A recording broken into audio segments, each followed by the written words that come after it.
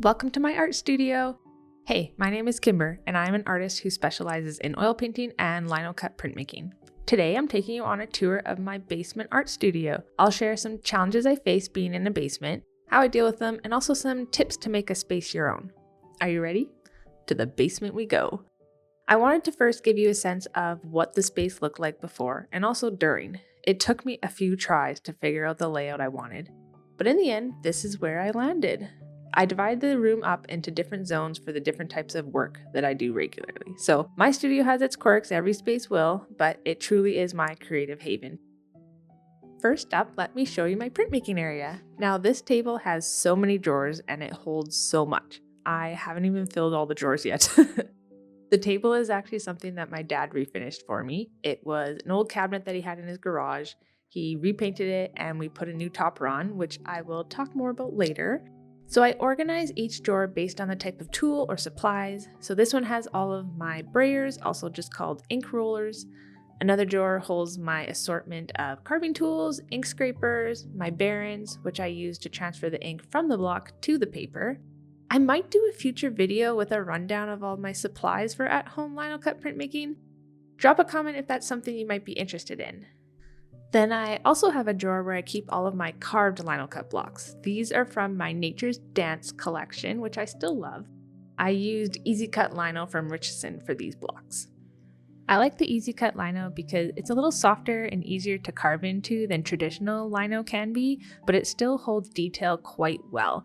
And I think the blocks themselves are just so beautiful. If you're new to linocut printmaking, here's a glimpse at the process and my printmaking table in use.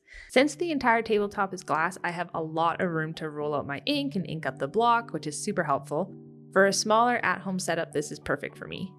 I usually use masking tape to create a guide so I can accurately align my paper on the inked block, and then I hand print using either a baron or I get great results, sometimes better results, just using a spoon. One day I do dream about having my own small printing press, but for now this setup works so well for me.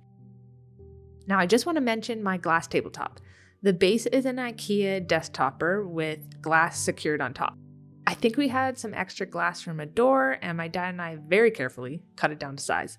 That was not easy, and I wouldn't recommend you cut glass, especially large sheets, without someone who has experience, but it's been a staple in my printmaking process ever since. You probably saw this little IKEA rolling cart earlier, and you've probably seen these carts a lot in other artist videos, and for good reason, honestly. They are simple and they're so versatile. I keep mine stocked with all sorts of supplies from gouache paint to brushes, pens, and other odds and ends. Which leads me to my first tip. Keep your art materials out where you can grab them super fast and get straight into creating.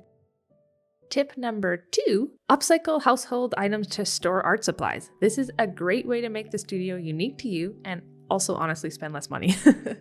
These glass jars are just sea salt and hot chocolate jars I had used up. I store washi tape in one and my metal clips in the other. Or these tins that I store my pens in are tea containers I don't use anymore from David's Tea. They're so colorful and fun, I thought they would be perfect for my studio. Another option, go antiquing or go to thrift stores and find really cool glass jars like this one that I got a long time ago. It's perfect for holding my brushes when I'm oil painting.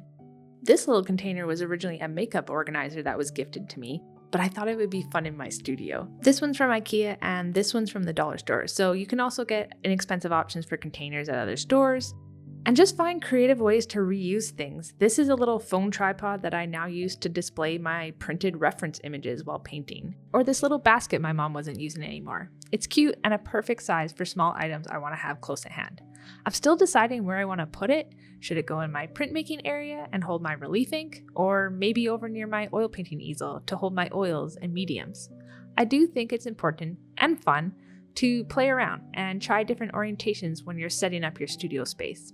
It often takes me a few tries before I settle on where an item feels best. Next up, let's move into my oil painting area.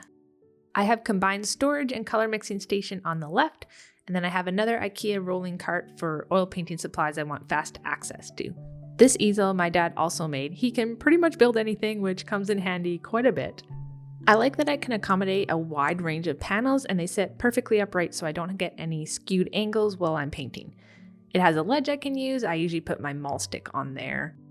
In my color mixing area, I store all of my oil paints and other supplies. I actually got this dresser for free when someone was giving it away on Facebook Marketplace. It used to be a baby changing table, but I removed the top, so it's just a basic drawer unit now. I keep a notebook with all my color mixture recipes from past paintings out, which I find helpful both for learning and as a record. And in the top drawer, I have all my oil paints. So my whites, my yellows, my pinks and reds, my greens, and then of course my blues. I usually keep my palette knives on the left, and I have my marble dust for my medium tucked in the back. And of course I have a catch-all container because who doesn't have one of those? Now these are leftover paint mixtures from past painting sessions. This way I don't waste paint and I have the colors to go back to if I need to continue a painting or make touch-ups. The paint doesn't dry out too quick, and I've actually had most of these for several months now. A little bit of skin will form on top of the ink blobs, but underneath the paint is still usable. I do plan to make a future video going over all of the supplies I use for oil painting solvent free, so keep an eye out for that. Down here I have just kind of odds and ends, extra things like extra oil and containers. I have my chip brushes, which are cheap disposable brushes I use to either tone the canvas in preparation for a painting, or as you can see here, I use it with oleo gel to oil out the surface before I start a new painting session. I also picked up a couple of box and paint palettes for plein air painting, which you might recognize if you watched my last video on the Strata easel. And in the middle here, I have my panels. I have a bunch of different sizes from different brands. These ones are 5x7s, and then down here I have some 8x10 gesso boards ready to go as well. Over on my cart is where I mainly store my brushes, oils, cleaning supplies, plus of course my gloves and paper towels. On top you can see some used chip brushes, and then my brushes are really disorganized right now. I need to organize them better, but right now they're roughly sorted by size. In the middle you can see I have my oils, so this is used safflower oil that I'm letting settle out so I can reuse it. And then I have my Silicoil with some brush cleaner back there, and then just some different oils that I use often in handy squeeze bottles, so this way I can pull them out faster and with less mess. I like painting with gloves because I don't like getting paint on my hands, and then of course I have my paper towels. And this is where I store my brushes in some safflower oil in between painting sessions when I know I'm going to be coming back to a piece and I want to reuse my brushes. Now for a challenge I face in my studio. Since this is an unfinished basement, there is no ceiling and the floor is concrete, so it can get quite cold at times and occasionally noisy. That's why I have this anti-fatigue mat. It helps both with the cold and to reduce strain on my legs. I also wear Birkenstocks when I'm in the studio, which I found has honestly made a big difference in my feet and legs not getting too achy. To also help with the cold, I have a portable heater that I usually keep under my desk, and then I have blanket and extra sweaters always around. For the noise side, I also have some noise canceling headphones around for when I want to get in the zone. Lighting is another challenge I face being in the basement. I am grateful for my oversized window, which gives me a decent amount of natural light for being in a basement, but it fluctuates quite a bit and isn't enough for me to solely work by. You may even be able to see the color changes throughout this video. To improve the light in my studio, I invested in these adjustable video lights. You can adjust the temperature and the strength of the light. The lights have helped a ton, though I still feel like I haven't figured out my ideal lighting setup yet. I still deal with glare at times when painting, especially later in the day as it gets darker. If you have any lighting tips, I would love to hear them. Moving on from challenges, let me give you another art space tip, which is to decorate with your own art. Do you recognize this lino block from earlier? It's my Find Me Among the Daisies linocut. I like to hang some of my own finished pieces, but mostly I use in-progress work as decor. Near my oil painting area, I hung 2 picture ledges, also from IKEA. Are you sensing a theme of where I shop? I keep all my drying, in-progress oil paintings on there. Sometimes I flip them around to face the wall so I can look at them later with fresh eyes, but usually I have them facing out. It adds a lot of color and texture to the walls, gets my work up off the floor while it dries, and it makes the space feel more like me. Plus, since I'm using the ledges rather than frames, I can easily switch the work out and move things around. I find the flexibility of the ledges really helpful. I also like to display art supplies and tools as decor, like these butcher trays. I use them all the time for my brushes, but why not display them? Or this IKEA pegboard I use to organize and store my acrylics. I was originally going to put my gouache on here, but it didn't work as well, so I put these acrylic paints instead. But like the art supply carts, it solves two purposes. It reduces the barrier to actually using your art supplies because all your stuff is visible and accessible. I mean, the paint is practically calling you to use it. And two, it brightens up your space and adds visual interest. Look how satisfying it is to see all the paint tubes lined up. So, not a new idea, but I'm a really big proponent of getting your art supplies out onto your desk or on your wall and really making it part of your space. Now this table is where I like to do more drawing in particular. I have an angled drawing board where I often do sketches, sometimes in the morning before work, often just warm-ups, nothing fancy, but it's nice to have a spot separate from my work desk to do that. Speaking of my desk, this is where I do all my computer work, both for my art business and my day job. I'm thankful to have a standing desk, also from IKEA, so I can add more movement for my body during the workday.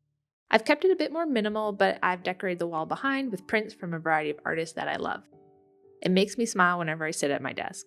I'll put a list of the artists I feature in the description box below, so be sure to check that out. The calendar is from Nina Kreker Art, and I have Angela Pan's Pride and Prejudice scenes, some prints by Sibylline Minet, and from Maxine V. I'm putting these up with removable washi tape so I don't damage the walls, and it lets me switch up the prints each month. I'm a collector of art as well as an artist myself, so I have a lot of prints I want to showcase. But adding these pieces of art has made a huge difference, bigger than I anticipated really, of making my studio and in particular my desk area feel more creative and fun. So this is where I landed with my art prints for this month. Aren't they such beautiful pieces? And then on my desk I have a small collection of cute little things I've collected over the years, a little hot pink notepad, and of course my hand lotion as it gets very dry in the winters where I live. My lip balm is another must-have, and then I have this cute pen holder which was gifted to me by a good friend. I store all of my fancy pens in it. I am a sucker for pens. I love pens so much. These are my Lamy pens. I use them daily, as well as my gorgeous Tom Studio Loomis pen, which is refillable. I also added 3 hooks beside the door into my studio, just simple modern hooks to go with the rest of the space.